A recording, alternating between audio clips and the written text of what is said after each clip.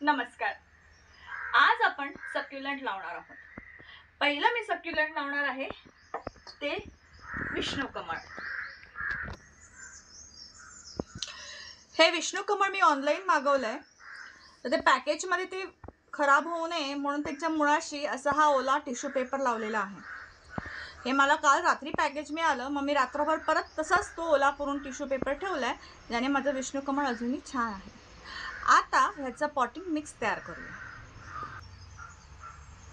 आता ह्याच्यासाठी आपल्याला काय लागणार आहे, तर आपली माती, गार्डन सॉइल, वाळू, कोकोपीट, मी इकडे शेणखत घेतलंय, तुम्ही वर्मी कंपोस्ट वापरू शकता.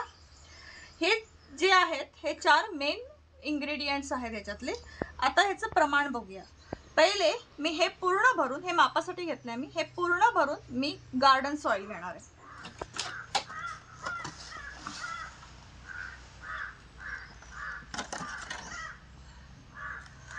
हे असं पूर्ण भरून मी गार्डन सॉइल घेते. नंतर ह्याच्या अर्ध माझं शेणखत,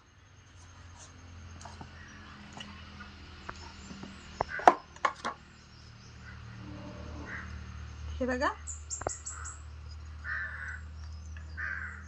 त्याच्यानंतर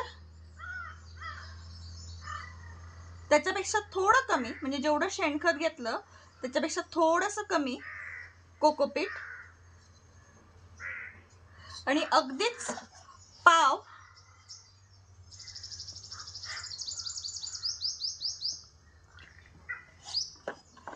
हे सँड, म्हणजे आपली वाळू.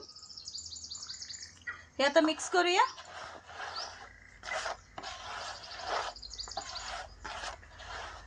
सक्युलंट्स हे ड्राय वेदरमध्ये राहू शकतात, म्हणजे त्यांना पाण्याची फार गरज नसते, म्हणून या सगळ्या गोष्टी ॲड कराव्या लागतात. त्यांना फर्टिलायझर्सची पण अशी खूप गरज अशी नसते. कोकोपीट हे जास्त आहे, कारण माती ठिसूळ राहिली पाहिजे आणि हवा त्याच्यात खेळती राहिली पाहिजे. सँडमुळे एक्स्ट्रा पाणी आणि कोकोपीटमुळे पण एक्स्ट्रा पाणी हे निघून जातं.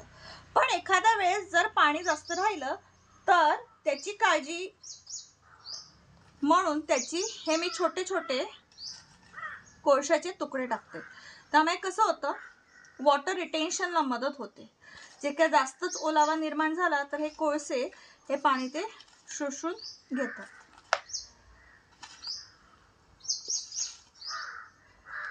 असं मी थोडे हे टाकतेय, छोटे छोटेच तुकडे टाकतेय.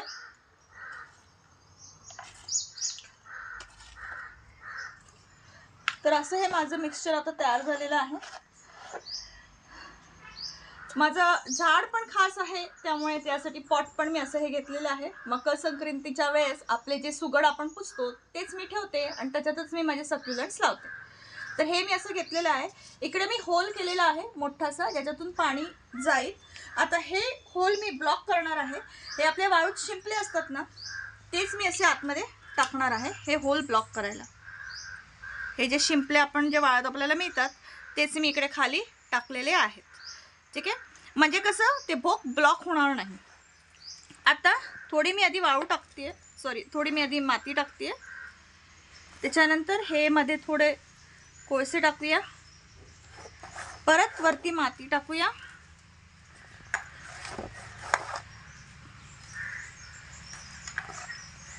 परत थोडे कोळसे टाकूया.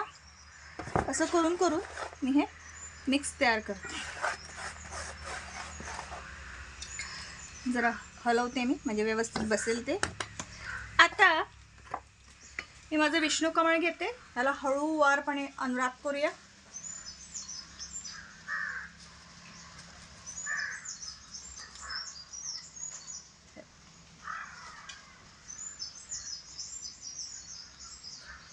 हे आहे. आता हे मूळ मी इकडे घालते. हे लावताना पण असं लावा की थोडी गॅप राहील, अशी थोडी गॅप झाली पाहिजे, असं लावा. आणि आता मी हा उरलेला भाग जो आहे ह्याने भरून काढते.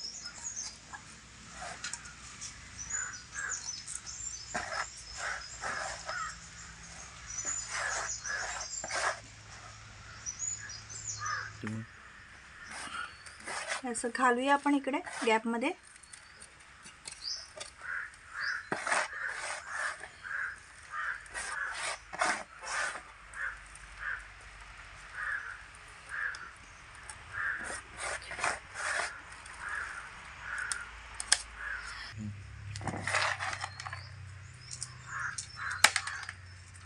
हे असं मी सगळं गॅप भरते.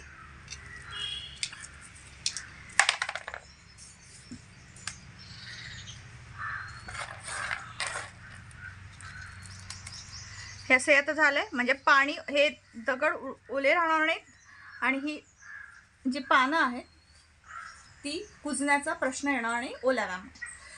आता ह्याच्यावर आपण पाणी घालूया. आता याला पाणी घालताना आपण हळूवारपणे पाणी घालायचं.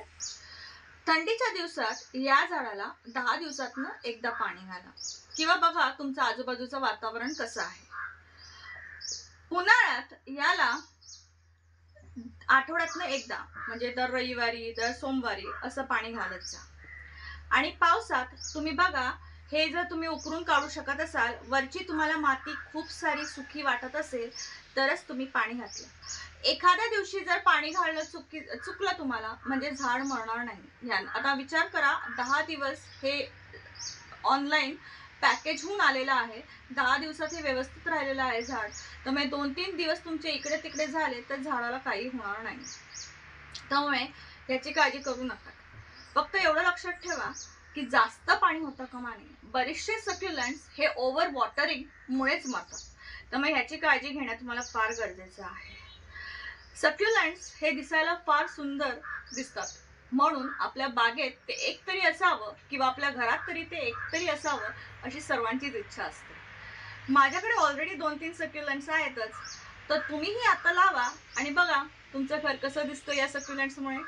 तुम्हाला जर माझा व्हिडिओ आवडला असेल तर हा व्हिडिओ लाईक करा, माझं चॅनल सबस्क्राईब आणि शेअर करूया.